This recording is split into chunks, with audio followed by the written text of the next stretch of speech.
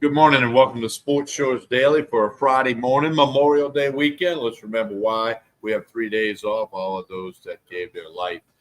So make sure you keep that in focus this weekend. Lots to talk about today on Sports Shores Daily. Be joined by Hunter McCann in a minute. Got a video from Ronnie Rance over in Ireland, the last day of his 6 rounds of golf trip. He'll talk to Blair Barbier, two-time national champion at LSU, and another guy in their group. We'll hear from that video from Ronnie, which he sent me a little earlier this morning. That's coming up in a little bit. Lots to talk about from LSU baseball to softball. The NCAA, how much longer will they survive? We don't know. Hunter will get you caught up on the NBA playoffs. And, of course, the Baton Rouge Rougarou starting less than a week. Next Thursday night, Goldsby Field against the Lake Charles Gumbo Gators. 7 o'clock first pitch. What you need to do is go out to brrougarou.com. brrougarou.com and get your tickets, get your merchandise, the hats, the shirts, the jackets, the jerseys, everything at brrougarou.com. On this Friday morning, as always, I'm joining you from Tremonti's Meat and Seafood, where they got boiled crawfish, live crawfish, lunch specials. They can cater for you all the bourbon and vodka and tequila and wine. Tremonti's Meat and Seafood, that's where I'm at today. And, of course, we got Hunter presented by the Louisiana Sports Hall of Fame. LASportshall.com. Check that out. And as always, main presenting sponsor, LaBerge Casino and Hotel in Baton Rouge. The sports book where we will be tomorrow morning for ESPN Radio, Sports Shores Radio tomorrow morning. But check out the Edge Lounge and everything else at the sports book where you can bet on college baseball, MLB, NBA playoffs, football futures, and more. Let's see, we got Ronnie Rand, birthday boy still missing. Stephen, he's flying back from Ireland today. But we got a video coming up of Ronnie that was shot, I guess, a few hours ago. We'll take a look at that. But let's bring in Hunter McCann. Hunter, good morning on a Friday. How are you doing? Good morning, Tommy. Yeah, just getting ready, like you said, preparing for the workday today, and of course, Sports Shorts Radio tomorrow. And man, there's been a lot of a lot of things have happened since we talked on Monday, including LSU baseball getting hot. Something that we thought is always possible when you're wearing the purple and gold.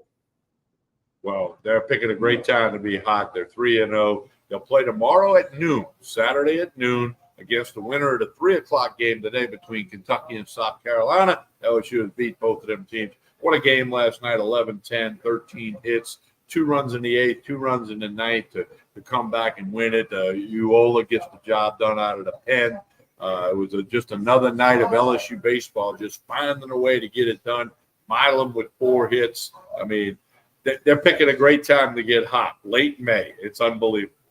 Yeah, it's once again the same story, though. The young guys stepping up, and Jake Brown, Ashton Larson, Stephen Milam, all those guys stepping up real big over the course of the last 2 months, and especially yesterday, Jake Brown found himself with a 2-run homer in the fourth that brought the Tigers back within range after a grand slam in the 3rd from South Carolina. But I think yesterday's game was probably one of the biggest of the season, not because you're in the SEC tournament moving forward, but they overcame adversity so many times. Like, there's so many times this year where this team had gotten behind by just a couple runs, and it seems like almost folded in a sense. Like, offense just couldn't figure it out. Pitching then began to collapse, and multiple games like that you end up getting run ruled in throughout the season on a Sunday. Yesterday's game felt like a Sunday game.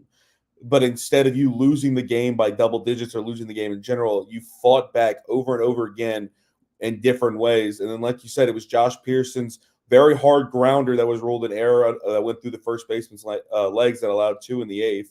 And then in the 9th inning, a combination of a sac fly to left field, and then Michael Braswell getting revenge on his former team with a great hit down the left field line to drive in the go-ahead run. And like you said, Uola came in and pitched fantastic and slammed the door in South Carolina. So now you have an extra day to regroup. I know they're actually practicing this morning to keep themselves fresh. But it doesn't matter who you get tomorrow between Kentucky and South Carolina. You've beaten this team before. You know you can go and do it again. But I think now more than ever, as you get deeper in this tournament, it's going to come down to the bullpen. You're going to be able to have to find guys that have fresh enough arms to get the job done. But that's how these tournament goes. That's how the NCAA tournament will go, and how Omaha is if they can get themselves there. They know how to do this, but you got to be able to find those arms somewhere, TK. Well, you got to give the players credit. And, yesterday in the starting lineup, 6, 7, and 8 hitters are true freshmen. I mean, let that sink in. And you're playing in the greatest baseball conference in the country. No question about that. There are other conferences that are good, but the SEC baseball is great. And then how about a tip of the hat to the LSU fans? I mean, they have taken over Hoover as they've done for decades now. But, the chance of LSU, when the team was rallying and everything was just deafening. And, that's got to that being a former student athlete, I know that helps. Now, I never played in front of crowds that size, but even small crowd can help a player get motivated and get it done and the pride and all that. So the LSU fans, and let me tell you this is what Hoover better get ready for. The amount of LSU fans that will travel today, now that LSU's in the semifinals tomorrow, it's going to be, tomorrow at noon, that's going to look like Alec Box Stadium. Just tons of purple and gold. LSU will be everywhere tomorrow. And that's happening. I know several people that are leaving today to go to Hoover.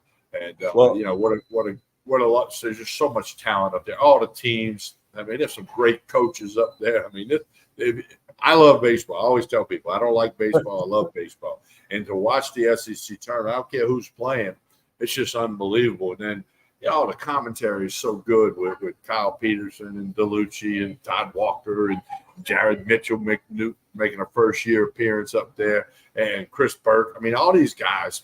This is baseball heaven.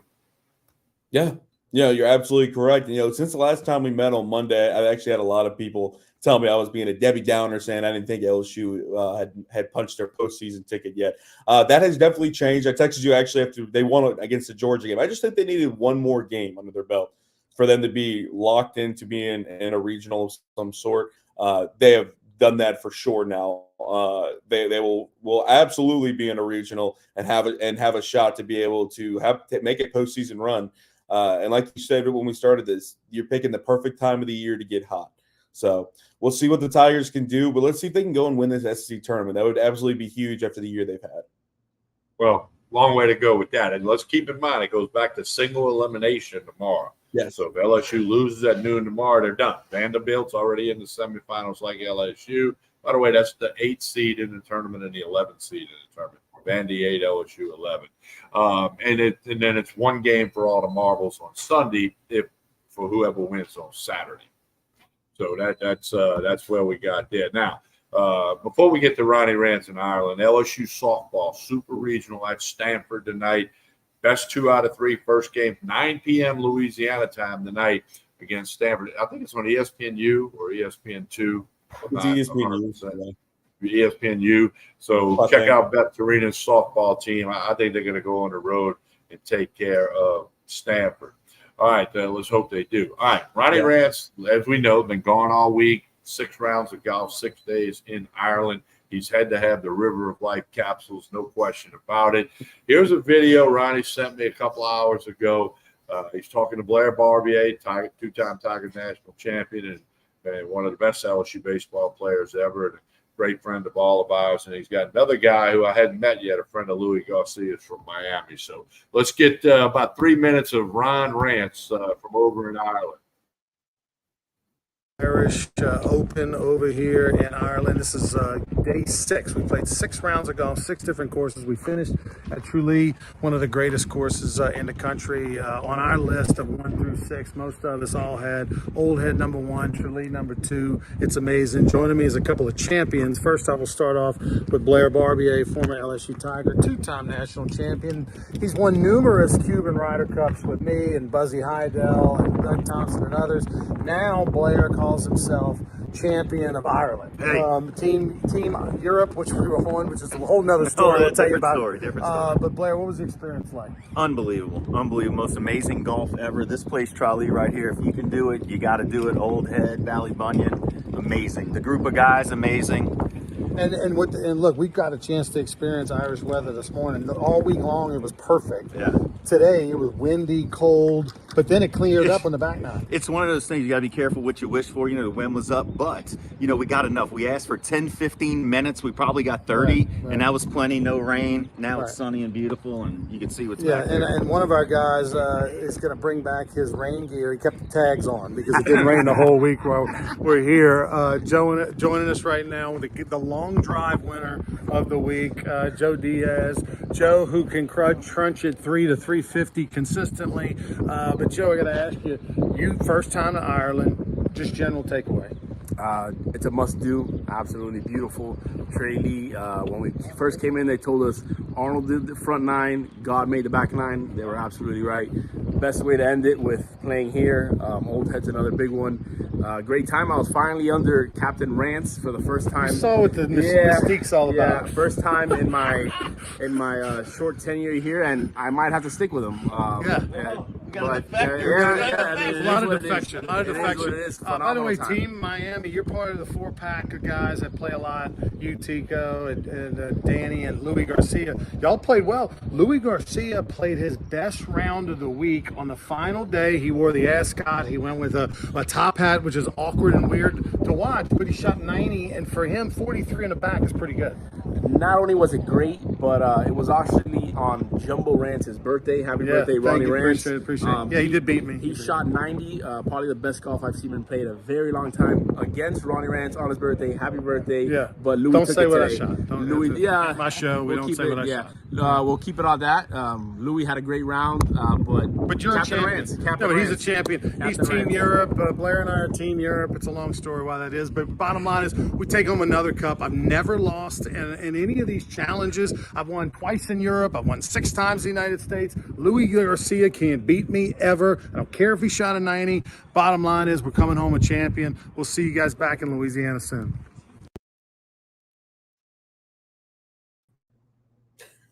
All right, what do you think of all that, Hunter? Once again, Ronnie Rand's always making it about himself. He told him, "Don't tell him what they shot. This is my show."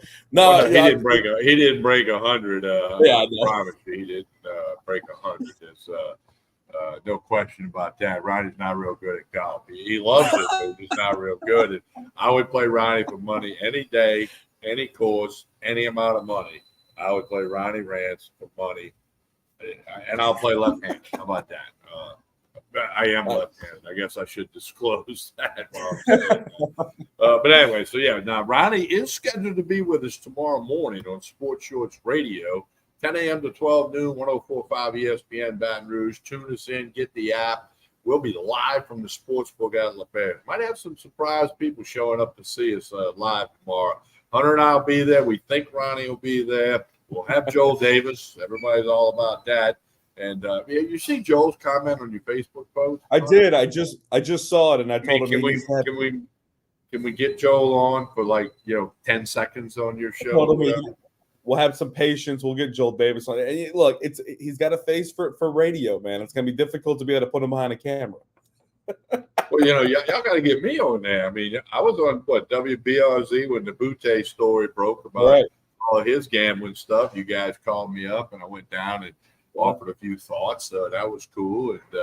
And so you know my number. So if you can do all that. Here we go. Mama Rance chiming in after seeing Ronnie on the video, and obviously, Ms. Rance, you can tell Ronnie forgot how to shave while he's been over there. So we'll see how long that lasts going forward. Hunter McCann, NBA playoffs. Celtics now up 2-0.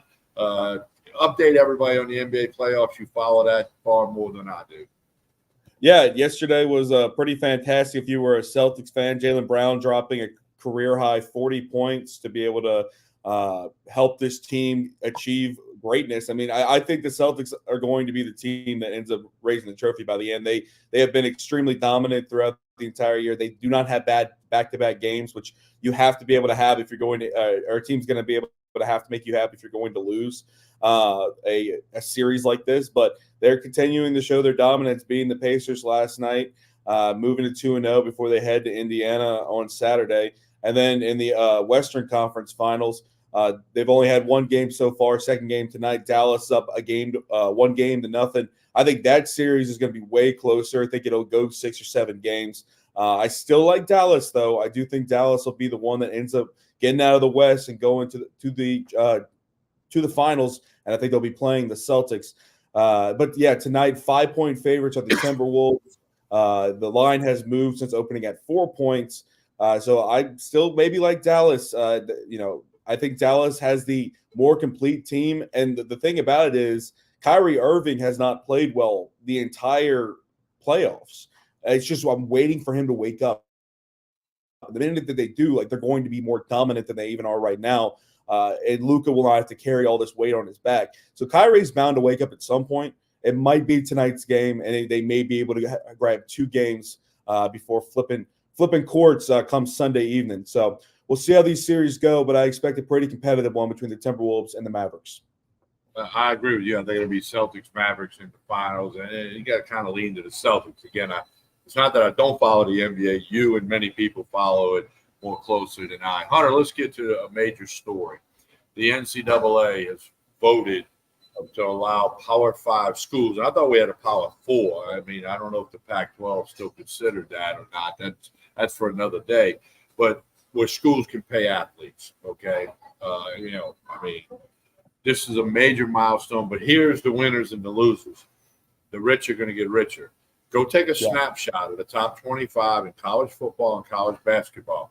18 or 19 of those teams are going to always be in the top 25 when this money starts happening because the rich get richer, right? The schools that have money are going to be schools that win conferences, go to playoffs, go to March Madness, go to the new college football playoff because they got the money. Now, let me say this, and we can talk for hours about this, and we'll talk about it tomorrow morning on the radio. LSU fans have to know they don't have the kind of money that A&M and Florida and Alabama have. Okay, even Tennessee's got more money than LSU's got a lot of money, and they're going to do what they got to do. And I think that money will go up now that this is going to become the thing. And it's changing the landscape of college sports. I think that the losers are going to be the minor sports. I mean, the track and field and the wrestling and the swimming and the golf and the tennis. I mean, that's your sports that are going to suffer the problems years down the road. You're going to see more schools eliminating minor sports. They can't afford golf anymore. And I don't mean LSU. I'm talking about nationwide. You're going to see it. Because University of Colorado doesn't have college baseball. There's a few other schools who are major schools but don't have us. Vanderbilt didn't have women's basketball for a long time. So, I mean, but you're going to see more of that, especially in the minor sports. But you got to read up. I mean, Hunter and I could talk about it for an hour, but, go to your favorite platform of sports, and you got to read up on what's going on here. Not going to kick in until 2025. And I say this, the Power 4 or the SEC and Big Ten will form their own association, for lack of a better word, in the future. And I used to always say, 5-10 years away. It could be certainly 5 years away now. In the NCAA, which is an acronym for No Clue at All. That's a TK original from 30 years ago. No clue at all. It's all their fault. Mark Emmert was a terrible NCAA president, leader. They didn't get ahead of NIL, transfer portal. The Ed O'Bannon lawsuit in the 90s from UCLA. They should have reacted to that instead of putting their head in the sand. That's a whole nother long discussion. But, Hunter, the world of college sports is now professional sports like it has been. Now it's just on paper, Yeah, which, a lot of college coaches have been hoping for some type of resolution to these antitrust lawsuits, not because they care so much about the contents of the lawsuit, but because now it opens the door for a more structured, rules and regulations when it comes to NIL and things like that. For people that don't know, though, the NCAA, though, agreeing to this antitrust lawsuit is going to pay $2.8 billion in past damages to players ranging back from 2016 through these lawsuits that claim that they were not able to use their name, image, and likeness in the correct way to be able to profit in college.